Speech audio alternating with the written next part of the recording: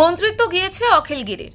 কারামন্ত্রীর পদ থেকে তিনি ইস্তফা দেওয়ার পর থেকেই জেলা থেকে সম্ভাব্য পরবর্তী মন্ত্রী হিসেবে সবচেয়ে বেশি চর্চা শুরু হয়েছে অখিলের ঘোর বিরোধী হিসেবে পরিচিত উত্তম বারিকের নাম নিয়ে। পটাশপুরের বিধায়ক উত্তম পূর্ব মেদিনীপুরের জেলা পরিষদের সভাধিপতিও বটে। দলীয় সূত্রের খবর, অভিষেক বন্দ্যোপাধ্যায়ের পছন্দের নেতাদের তালিকায়ও নাম রয়েছে তার। তাকে সেচ মন্ত্রী করা হতে পারে বলে জোর জল্পনা শুরু হয়েছে। আবার অন্য সূত্রে খবর, উত্তমকে জলসম্পদ উন্নয়ন মন্ত্রক দেওয়া হতে পারে। এ ব্যাপারে উত্তম বলেন, এই সিদ্ধান্ত নেবেন মুখ্যমন্ত্রী মমতা বন্দ্যোপাধ্যায়। আপনারা যা বলছেন আমিও তাই শুনছি। আপনারা কোত্থেকে খবর পেলেন জানি না, আপনারা যেভাবে শুনছেন আমিও সেভাবে শুনছি। ঠিক আছে, যখন উপযুক্ত বার্তা আমার কাছে আসবে তখন আমি নিশ্চিতভাবে জানাবো।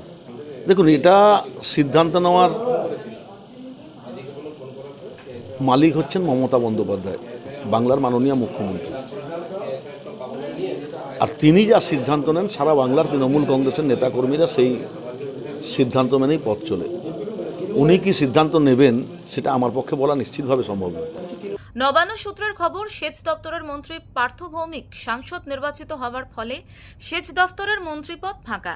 সেই সঙ্গে যুক্ত হয়েছে কারা দপ্তর। আগামী কয়েকদিনের মধ্যে মন্ত্রিসভায় রদবদল ঘটতে চলেছে বলে রাজনৈতিক মহলের খবর। উত্তম বারিকের পাশাপাশি এগরা থেকে নির্বাচিত বিধায়ক তরুণ মাইতির নামও চর্চায় রয়েছে। শেষ পর্যন্ত কি হয় সেদিকে নজর রয়েছে রাজনৈতিক দলগুলোর।